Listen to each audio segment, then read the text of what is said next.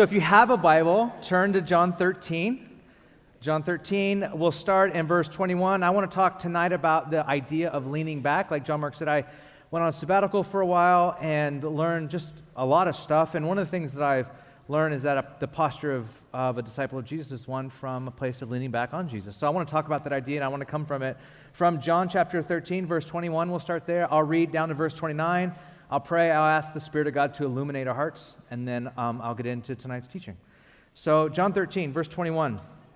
After he had said this, Jesus was troubled in spirit and testified, "Very truly I tell you, one of you is going to betray me." I know, kind of heavy to start off tonight, but let's just listen. His disciples stared at one another, at a loss to know which one of them he meant. Verse 23, one of them, the disciple whom Jesus loved, was reclining next to him. Simon motioned to this disciple and said, "Ask him which one he means." Leaning back against Jesus, he asked him, "Lord, who is it?" And Jesus answered, "It is the one to whom I will give this piece of bread when I have dipped it in the dish." Then dipping a piece of bread, he gave it to Judas, the son of Simon Iscariot. And as soon as Judas took the bread, Satan entered into him. So Jesus told him, "What you are about to do, do quickly." But no one at the meal understood why Jesus said this to him. Since Judas had charge of the money, some thought Jesus was telling him to buy what was needed for the festival or to give something to the poor. And as soon as Judas had taken the bread, he went out, and it was night. It's our text tonight. Let's pray. Spirit of the living God, I pray that you would illuminate our hearts, open, as Paul prays, the eyes of our hearts, that we would see you. I pray tonight you would do the thing that you do so well, and you speak to hearts. I know I can talk to people's ears and maybe even their intellect or mind, but only you can shift and change the heart and the soul of someone. And I pray that, Spirit, you would do that work tonight. We come under the power and the authority of the Scriptures. I ask that you would anoint me and use me tonight as your a servant, as your servant, God. And I give this to you in Jesus' name. Amen. Amen. So the church that I'm a part of, Reality San Francisco, started, like I said, the exact same day as Bridgetown did, January 10th, 2010. And John Mark and I didn't know each other then. It was I think twins separated at birth. We were bound to find each other, and our churches were bound to find each other. But after I've been reflecting on ministry the last 7 years, and went away on sabbatical, I would say that the last 7 years of my life, since starting the church in 2010, I tried with everything I had, with all of my capacities, and if you've ever started an endeavor, you know this is true. I tried with everything I had to lean in. I leaned into teaching. I leaned into leadership. I leaned into the voice I believe God gave me, for the city in San Francisco. I leaned into opportunities. I leaned into leaning. I leaned into community and making a sustainable life in the insane city that is San Francisco. I leaned into a lot of things. And I think for the most part, the message that we get from our culture today, especially in areas like Portland or San Francisco, is to lean in. You were taught, probably from the time you go to university or college and graduate, that you are to lean into your careers. You are to lean into networking. At my church, the 4 minutes is networking 4 minutes. It's just the whole room buzzes with people trying to make connections, and all the introverts leave to go to the bathroom, and all the introverts you're taught to lean into networking. What do you do? Where do you go? Who do you network with? That sort of thing. You're taught to lean into your 10-year plan, to plan your 10-year plan, and to execute your 10-year plan. Lean into relationships, lean into opportunities, lean into ministry and personal growth. You're taught to lean into being conformed in the image of Christ. You guys are leaning into spiritual disciplines. You're leaning into some of you starting a family, and then leaning into all the other things while you're leaning in to start a family. This stuff we're taught. Sheryl Sandberg, the COO of Facebook, has a wildly popular book on women in the workplace called Lean In. And in the book, the message is this: women, lean into your careers, because what she says, men lean into their careers, and women shouldn't be afraid of being ambitious. Okay, so here's the deal. Now, everyone's leaning in. We're all leaning in. Men are leaning in, women are leaning in, and I think that might be a good place to do that in our futures and maybe careers and in women's equality in the workplace for sure. However, with all of us leaning in, John gives us an enduring and vivid picture of what discipleship to Jesus looks like, and that is, from his text in John, leaning back. In our text, it was the night of Jesus' betrayal. Jesus is enjoying the Last Supper meal with his disciples, giving them what would be the first communion meal. And after dinner, Jesus removes his outer garment, and he kneels down, and he takes the posture of a slave, and he washes his disciples' feet. And after that, they're all lingering around a table. The table they would have been lingering around would have been like a capital U-shaped table. There were no chairs then. They would have been leaning on cushions. They would have been leaning on their left side because the right hand was used for eating and drinking. They would have been lounging and leaning outside around the table. At the inside, the servants is how they would serve the meal. As they would be on the outside, they would all have a warm belly full of food and wine, and their feet would have been nice and warm and washed, and they were all lounging around, and it would have been so comfortable. And then Jesus says, one of you, there was 12 of them, that one of you is going to betray me. I mean, and imagine this amazing, enjoyable meal. You thought your Thanksgiving conversation was awkward with your family. Imagine this, you're around the table and everything is perfect and beautiful, and then Jesus says, one of you is going to betray me, and the room gets incredibly intense. And Judas is sitting there. Judas has hatred in his heart. He's tired of Jesus' teachings. He's tired of Jesus' promises. He's sick of the way Jesus lives his life. He's sick of the way of Jesus' life. And he finally agrees to give Jesus up. Judas is plotting to betray Jesus, and of course, Jesus knows about this. One mystical writer says this about betrayal. Betrayal is more than a separation or rejection. To betray is to use the secrets of a person's personal life, thoughts confined to a friend, and to turn against that person, to use their confined thought or words in order to hurt and defile them, to destroy a reputation. Judas betrayed Jesus. He knew the secrets of Jesus. He knew his thoughts. He even knew where Jesus would be that night. And think about this. He knew Jesus would go quietly. He knew Jesus wouldn't put up a fight. And Jesus, during this meal, is no longer able to contain his emotion or his anguish, and he starts to say to the room, someone tonight is going to betray me. Look at verse 21 again. Jesus, it says, was troubled in spirit. That word means anguish. Some of your translations say he was in deep anguish. And he said, very truly, I tell you, one of you is going to betray me. It's almost as if Jesus isn't emotionally able to hold on to this information anymore. I don't know if you've ever been here in your own humanity where you can't emotionally hold on to a piece of information anymore when you're around people that you love. It's like you know something to be true and you're around people you love and you're so overwhelmed by the information you can't hold on to it anymore, and you tell people whom you love, this is what's going on with me. And this is where Jesus was. And disciples were shattered by this revelation. They were stunned. And maybe not so much by what Jesus said, but maybe the way he would have had said it. He would have said this probably his voice quivering, his words told through tears. See, a lot of times we think that Jesus was ice cold going into his crucifixion. Jesus was not ice cold. He didn't go into the Garden of Gethsemane ice cold. He didn't go to this dinner ice cold. He was in anguish. At the beginning of his dinner, he goes, oh my gosh, how I long to have this meal with you. He knew this would be the last time he'd be around with his disciples before someone would betray him and deny him and be crucified. And finally, one of the most strange scenes in the Gospels happens. I mean, I don't know if the longer that you read the Gospels, you kind of start picking up on really strange scenes, and I still don't know how this scene played out. I just think it's really weird.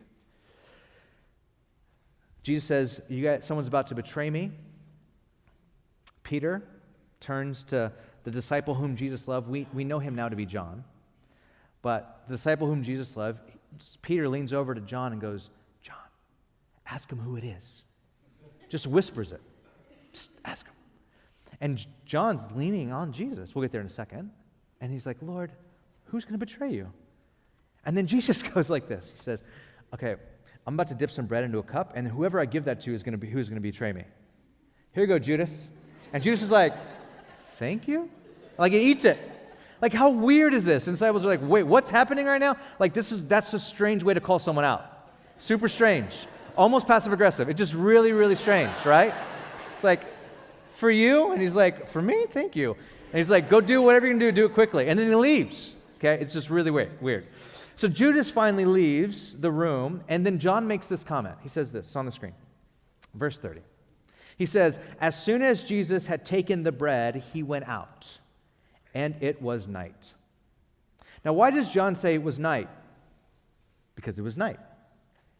Right? Because it was night. But also, because John loves to play with this light and dark metaphor. He loves to do this.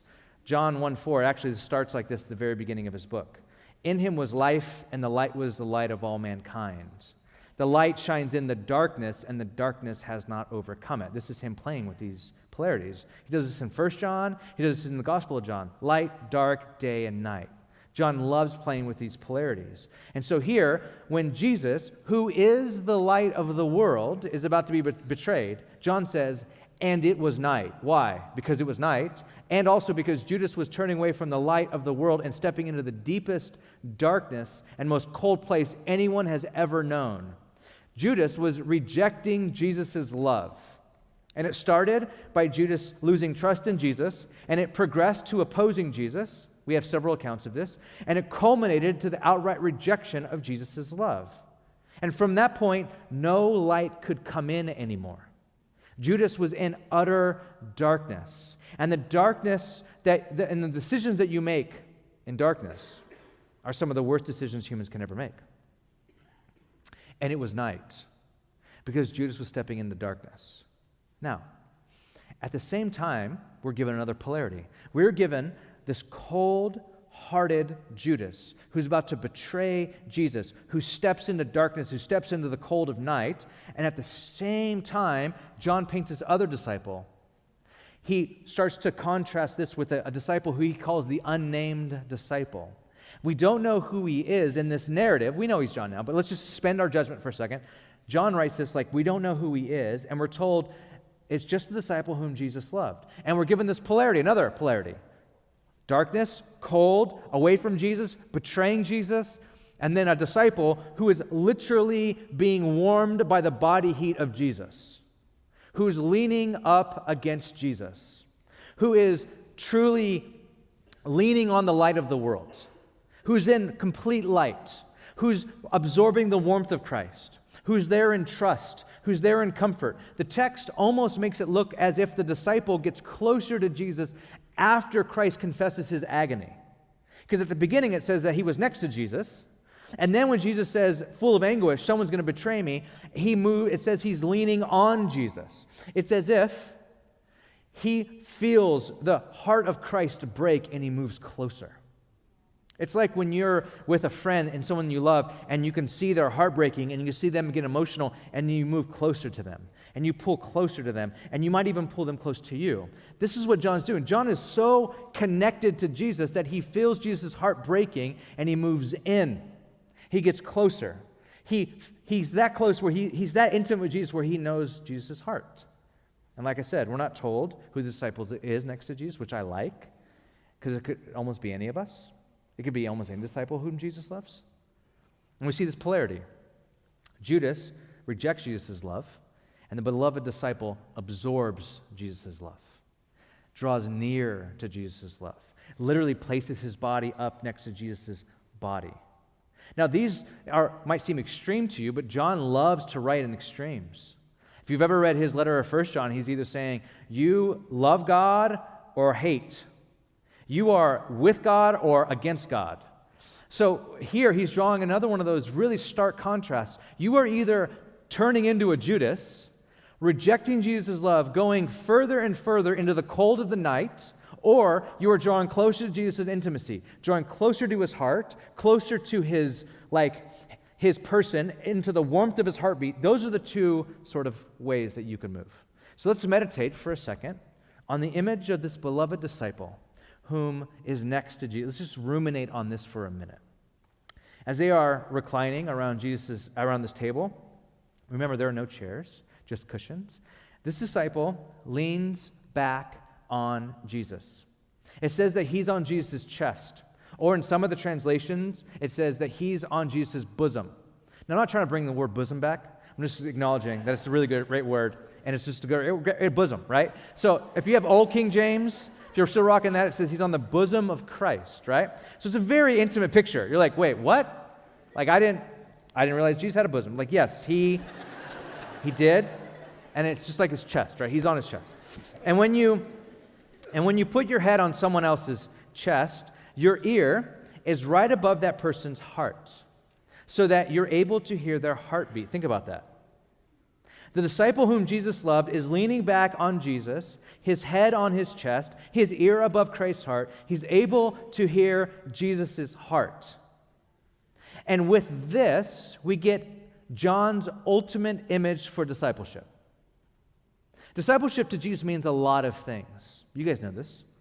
But for John, the image that he wants to stick in our minds, this image of what does it mean to be a disciple of Jesus, is this disciple leaning up on Jesus. For John, the slide says, a disciple is someone who is leaning back on Jesus, hearing his heartbeat, and from that perspective, looking out to the world. For John, the enduring image that he wants to get seared in our mind is someone, if you're a disciple of Jesus, you're leaning back on Jesus, hearing his heartbeat, in syncopation with his heart, absorbing the warmth of his love, and then from that posture, looking out into the world. And when I think about this, I think of, I don't know if you got a chance to meet Moses Comer, John, Mark, and Tammy's youngest son. Have you met Mo? He's amazing, okay? Moses is like a cuddle monster. He loves to cuddle. Loves it. He's a cuddle monster. They call him the cuddle vortex. He's like a cuddle ninja. All these things, right? So when I was first getting to know John, Mark, and Tammy, we started vacationing together. A few years ago, we went to Kauai together. I get there. They're already there. My wife and I fly in. We meet them on the beach. Ocean's there. I jump right in the ocean. The kids are playing. I'm throwing them in the waves. We're hanging out. And I'm throwing Moses in the waves, and he goes in the wave, swims back up to me, swims right up, just right into my face. And he says, Dave, when we're done in the water, can we go on the beach and cuddle? I've only met him one other time, and I'm like, we could ask your parents. I don't know, I don't know. I honestly don't know. I don't know how to, I don't know. And so we did. We on the beach. And I was just over to their house on Friday night. And he's like a super ninja. We're sitting by the fire, and before I know it, he's in my lap. And I honestly don't know when he got there. And all of a sudden I'm like, oh, wait, what? How did you get here? And he's just like, and then we're playing a game, and he's like, when can we cuddle? Very seriously. When is cuddling happening? Is this happening now or later? When are we going to cuddle? I think of John leaning up against Jesus. I think of Mo, just like that place of deep intimacy, super close, in syncopation, in rhythm there. This is what it is. This is the picture. This is the enduring picture from John that we get what a disciple is. We think of discipleship as all these different things, and that doesn't make any of those things untrue, but the enduring picture that John wants to be seared in our mind is this. Are you leaning up on Jesus? Are you leaning on his chest? Do you hear his heartbeat? See, this is how we're supposed to look at our chaotic world, from this place. We're supposed to read our news feed from this place. We're supposed to look out to the landscape of America right now and all of its craziness, and we're supposed to look at it from this place. Can you imagine looking at the world from the place of being quieted by Jesus' heartbeat? This is the enduring, vivid picture of discipleship that Jesus wants us all, or John wants us all to see. He's there. He's lived with Jesus. He's like, this is what it means to be a follower. Are you this close to him? Being attuned to his heartbeat. And I would even say being attuned to Jesus' blood pressure. Like I said, the last 7 years of pastoring a church has been fairly intense to where, Even at the very beginning of my sabbatical, I had to go to the doctor because I thought my heart was like failing, like my heart would palpitate and like drop, and then my blood pressure would go up, and I would go, and I went to the doctor. I'm like, doctor, I think that my heart is like messed up, like something's wrong with it. Can you just run tests or do your doctor thing, and like tell me what's going on with my heart? And he put me on these machines. He's like, you're perfectly fine. Your heart's healthy. Your blood pressure's healthy. All this stuff's healthy. You need to like just chill out, like manage your stress. And I'm like, can you give me a pill for that? Is there a pill that I can take that's like a lot quicker or something? He's like, no, there's no pill. I'm not going to give you a pill. Even if there was a pill, you're not the candidate for a pill. I'm just not going to give you one. Get out of my office. Like pretty much that was the exchange. And I realized on sabbatical, there is no pill. There shouldn't be a pill for that. There's a posture though. There's a posture for that, for the follower of Jesus. And this is leaning back on Jesus. A disciple, next slide, is one who sees the world with the sound of Jesus' heart in their ear. Like that's how we see the world. We see the world with Jesus' heartbeat in our ear. And this is what God has ultimately taught me this summer. After 7 hard years of ministry, leaning into everything that starting an endeavor entails. If you've ever started an endeavor, or if you feel like you're about to start an endeavor, and this endeavor might be even like relationships and marriage and kids, like these are new endeavors as well. And you know that you have to give everything to a new endeavor. But as I've given all of that, I've come back to this place. I learned that I have to see the world like this disciple did, from a place where I'm close enough to Jesus that I hear his heart. Being this close to Jesus over the summer, I've come to realize that my church needs a pastor who is at least close enough to Jesus to hear his heart so that I can lead them there if they are not already there themselves. Like we're not there, and then I'm like, this is where we're going. We go back to Jesus, pressed up against his chest, leaning back, and saying to the church, come here. This is where the goodness is. This is where the warmth is. This is where the love is. It's right here, leaned up against Jesus. See, this disciple's location is probably intended to tell us something actually about him as well. He's reclining near Jesus' chest. Now, this is a really big deal. And it's even a bigger deal in the Greek. Now, I don't speak Greek. I don't even read Greek, but I read people that do know how to read Greek. So I'll just tell you, what I'm about to tell you right now is true. Do you trust me? Great. Okay, so where the disciple was in relation to Jesus, okay, listen, follow me. This is important. Where the disciple was in relation to Jesus is exactly where Jesus was in relation to God according to John's prologue. So this is what John says at the very beginning, in John 1:18. No one has ever seen God, but the one and only Son, who is himself God and in closest relationship with the Father, has made him known. So what John is saying is that no one has ever seen the Father, but Jesus, who's in the very closest relationship with the Father, makes the Father known. Okay? So this is the same language that he uses later on. It makes way more sense if you read it in the Old King James. Anyone here still rocking the Old King James? Please. 2, 3, 4. Oh, the most. Oh my gosh. This is like 8 people. First gathering had half a person because he said he did half and half. Last gathering had 8. This is great. Okay, so this is Old King James. Here it is. Both of them side by side. 1 John 1:18. Here it is, Old King James. No man hath seen God at any time. The only begotten Son, which is in the bosom of the Father, he hath declared him. There's that word bosom again. John 13:23. Same word. Literally, it's the same word in the Greek. Now there was leaning on Jesus' bosom one of his disciples whom Jesus loved. The same word. Meaning, this is what he means. That the disciple is as intimate with Jesus as Jesus is with the Father. Or if that's too much for you, like, well, you can't say that. Okay, at least this then. John is at least saying that this disciple relates to Jesus as Jesus relates to the Father. The Father, the Jesus, was in the bosom of the Father. How could Jesus make the Father known? Because Jesus, from his bosom, from his chest, from his heart, like right the closest possible place he could be with the Father. And where was this John? Where was this disciple? In the bosom of Jesus. Same exact language in Greek.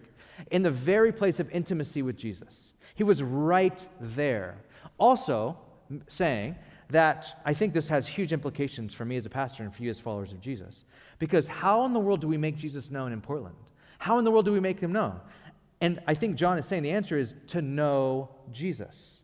You must know him. You must be pressed up against his chest. You must be in intimate relationship with him. That's how you make him known. See, and I think what John was doing was this as well. This is my opinion. I think what John was saying was this. Do you know how Jesus revealed the Father? By being in intimate relationship with him? Well, I'm revealing to you Jesus. I'm writing a whole book about him. How do I have the credibility to write and make known Jesus to you? Because I was in his bosom. I was right there. I literally followed him. I literally leaned up against his chest.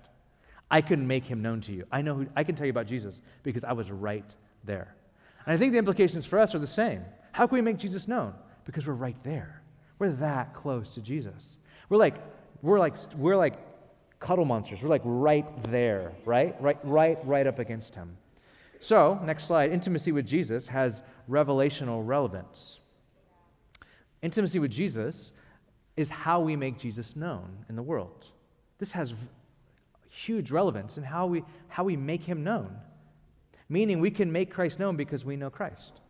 Now, as I close, let me get really practical. Right? So, all of this might draw us to intimacy. Like, oh yes, I can't wait to worship. I can't wait to come forward and maybe kneel, get prayer. I want to be close to Jesus. And I think that's all very, very important. But let me try to get really practical so you can take this home this week. How in the world, what does this require? How can you start leaning back on Jesus this week? What does it require of us? 3 things. First, they're going to be quick. So you're like, oh my gosh, you're just getting to your 3 points? No. This is I'm just cleaning up here, okay? First, what does leaning back require? You have to show up. You have to show up to prayer. You have to show up to Jesus, okay? You must show up. This is something that you've heard for a long time, but I'm coming all the way from California to tell you this. It's true. You must show up to God in prayer every single day. Ronald Rollheiser, one of my favorite writers, says this. There is no bad way to pray, and there is no one starting point for prayer. All the great spiritual masters offer only one non-negotiable rule. You must show up for prayer, and you have to show up regularly. Only one non-negotiable. What Rollheiser is saying is this. There's no bad way to pray. You can pray sitting down, standing up, on your knees, out loud, in your head, with worship music playing, or in silence, on a walk, or in your bed. But there's only one non-negotiable rule. You must show up, and you have to show up regularly. You have to. See, I have clinically off the charts ADD, like beyond. Before pre-service prayer, where everyone like prays out loud together at the same time, so distracting for me. I can't do it because I'm just listening to everyone's prayers. I'm like, God, what? Yeah, that. I'm just so distracted. I can't even say a sentence. My sentence sounds like, God, would you, yes, that, okay, yeah, oh, Lord, yeah, be here always. Like, it just doesn't even make any sense. I'm like I get distracted in the mornings in prayer by what I would do. Like, I'm distracted by the thought of like anticipating that I'll be distracted and what will I do if I get distracted. Then I get distracted by that. Like, that's honest. And so what for me, I need this like regular, without any sort of possibility of being like led astray from this, regular time where I'm showing up to God every single day, every single morning. It's like that. I feel like that movie. Have you ever seen the movie 50 First Dates? Adam Sandler, Drew Barrymore, right? Oh, everyone. Okay, so Drew Barrymore's character, she has memory loss and she can't remember one day to the next after a certain accident happens in her life. And even new people she meets, when she goes to bed in the morning, she wakes up, she forgets everything, right? So she meets and falls in love with this character, Adam Sandler's character, and basically the only way they can progress and have a future is every morning when she wakes up, she watches like this movie about her life, what happened in her life, how she was made better, how she fell in love, how she has a baby, all this stuff. So every single morning she's like, doesn't know who she is, she watches videos, she goes, and she has all the range of emotions and she's ready to face her day. I feel like Drew Barrymore. Not that I fell in love with Adam Sandler, but that, like, doesn't matter how amazing my day was with Christ, the next morning I wake up, I'm like, who am I? What am I doing? What is this?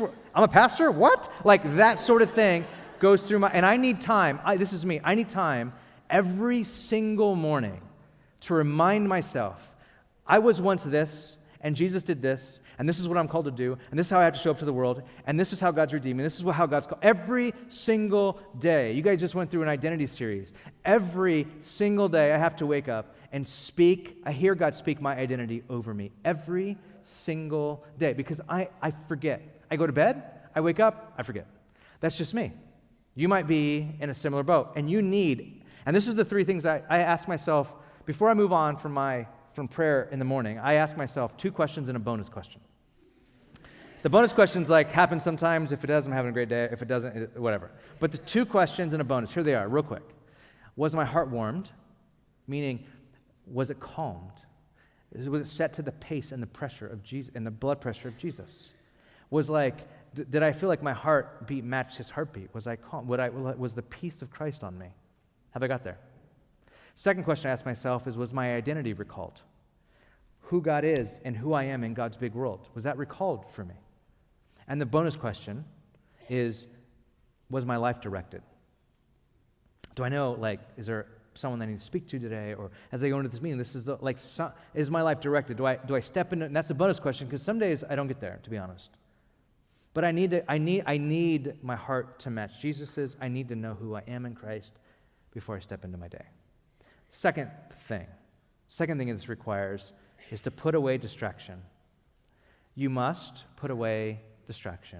Imagine John leaning up against Jesus, and there's this intimate moment, and then his phone just starts blowing up in his cloak, right? Just there. And Jesus is like, dude, are you going to get that? Because you're like, now everyone's distracted. This is so, that sort of, one of my things on sabbatical, I got rid of my phone during sabbatical. I got a burner phone and a new number, got rid of everything on my phone, no social media, no email, no internet, nothing. My phone was like a phone for 3 months. And you know that thing that happens when you're having a meal with someone and then something happens, something comes up where someone goes, who was that actress? What was that song? What was that thing? And they're like, I don't know. And everybody grabs their phone, just goes, oh, it was. And then they're checking their notifications, and then they get on a BuzzFeed and they take a survey, and then they're gone for 10 minutes. And then they come back. You're like, welcome back to the conversation, that sort of thing.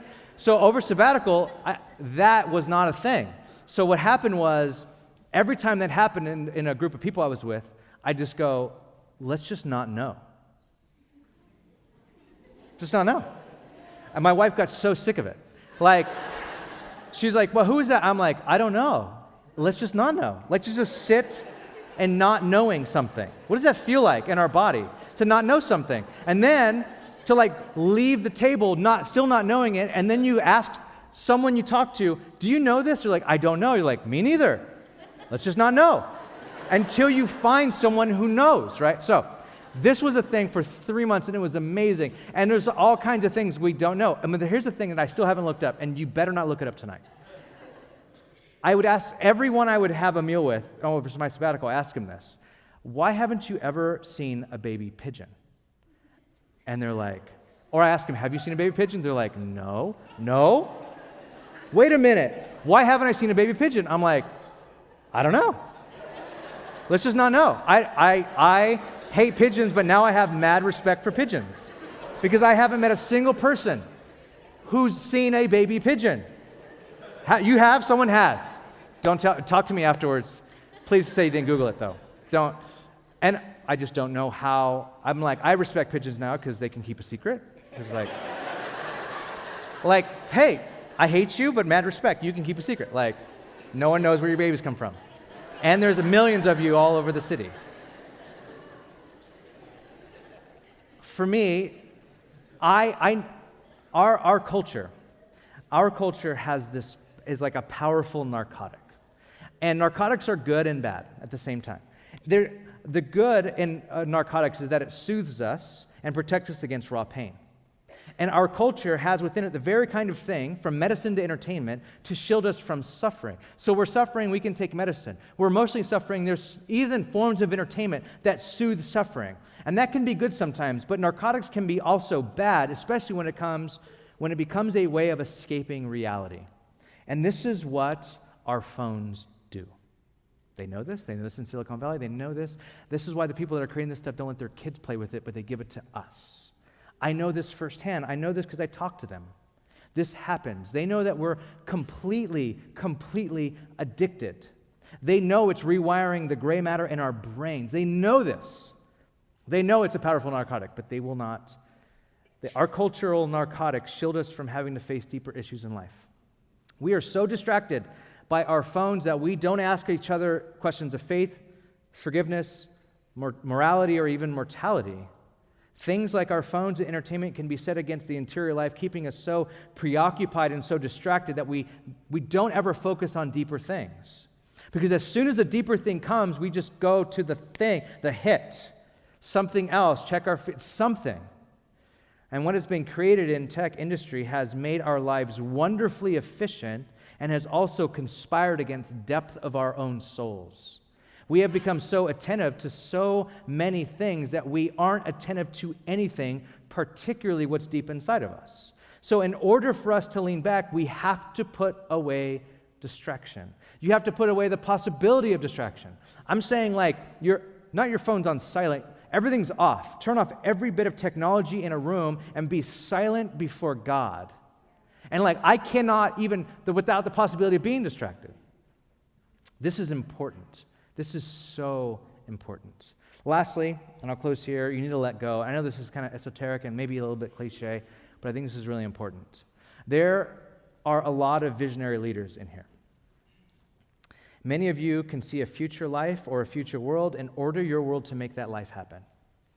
There are many in here who can know how to take objects and numbers and codes and materials and relationships and opportunities or even whole companies and then bring them under the agenda you have for shaping the world according to your own desires and purposes. And some of those purposes and desires are even good and right and godly. And when you go to God, in the same way you attempt to order your world, you attempt to use God to produce your own transformation. Or try and manipulate God to bring about the changes you have decided you need. And you really need to release your control of your relationship with God to God. Because some of us go to God and go, God, I have these lists of prayer requests. I need you to do this, and this. And God is like, you know what? That's not as important to me right now. And this is actually important to me. And I think the only way we get there, and I'm saying this as an extrovert, you have to be alone with God. Now, I know that introverts, your pastor, I love him to death. He is an introvert, and he always talks about being alone with God. And sometimes I'm like, well, John Mark, you like being alone. So when you say being alone with God, it just sounds like me saying you need a party. Like, of course, you're going to say you need a party because you're an extrovert. So, but I'm saying this, let me say this as an extrovert. As someone who, my idea of being alone is like being in a coffee house with people I don't know. Like, I'm alone together. We're alone together, right, guys? Just pretty alone. I feel alone. Listen to music. I'm alone. Like, don't talk to me. That's when I'm alone. When I get alone by myself alone without any technology alone, what happens is that the things that God has really wanted to deal with, but I've been stuffing them down because I'm distracted. I've been stuffing them down because I'm a leader and I know how to get things done. I've been stuffing them down because I have this, and this going on, and my calendar fills up my day. I don't deal with them. Those things I don't even know are there when I'm alone, and without any possibility of distraction, God's like, oh, let's start dealing with those things right now. And those things start coming up. Not my list of things, but those things start coming up. One book that actually John Mark gave me on my sabbatical was a book called Invitation to Journey, and he writes this in this book. He says, the practice of silence is the radical reversal of our cultural tendencies. Silence is bringing ourselves to a point of relinquishing to God our control of our relationship with God. Silence is a reversal of the whole possessing, controlling, and grasping dynamic of trying to maintain control of our own existence. Silence is the inner act of letting go. Silence is that thing that happens when you're so alone with God that sometimes if you're type A, type 1, like very, very, you get things done type of person, this is what happens when you're alone with God. You get alone with God, you're praying, and you get an idea, a big idea, and it's good. And it's from God because you're in prayer. And then as soon as that happens, you're like, whiteboard, moleskin, email, text, I tweet my idea, oh my gosh, and you're working your idea out, and you're like, God, I got it now, God. You're like, and then you make it happen. You grab your phone, you're like, this is how I make it happen. Ask this person, start networking, and you start working the room, you start working the idea, you start working it, and you know that you do this. And what silence does is like, put that away, let go. Don't work that out. Don't have any control. Surrender that to God. Take that idea and go, God, if you want to do something with that idea, it might be for another time. And then getting down deeper, another book I read, it was on my book for like 6 years on leadership, on my bookshelf, and I finally read it on my sabbatical. Ruth Haley Bartlett says this. She says, without the regular experience of being received and loved by God in solitude and silence, this is for leaders, we are vulnerable to the kind of leadership that is driven by profound emptiness that we are seeking to fill through performance and achievement. We get alone and we feel empty, and we're like, what can I do to fill this void? Oh, I'll go lead that thing. I'll go send that text. I'll go ask how this person needs prayer. I'll go do the thing. I'll study for a Bible study. Like whatever that thing is, you go and do the thing. And what Silence and Solitude do is like, I can't go do the thing. My thing is being with God and let Him expose all the stuff in me. And I might even have like detox, like coming off of drugs because of this. But this is what it means to release control over to God of our relationship with God. God, you control that. Maybe Judas was following Jesus to try and control Jesus. Maybe Judas was driven by such a profound emptiness that when he started to realize Jesus wouldn't bend to his will, he decided to get rid of him. But the enduring picture of discipleship is leaning back on Jesus, showing up without distraction, letting go of a control of whatever happens to Jesus. I know our world has been insane the last few years, but I'll tell you, the only way to get a true perspective of what's going on and have real capacity to do something about it is from this place of leaning back. Would you stand with me as we pray?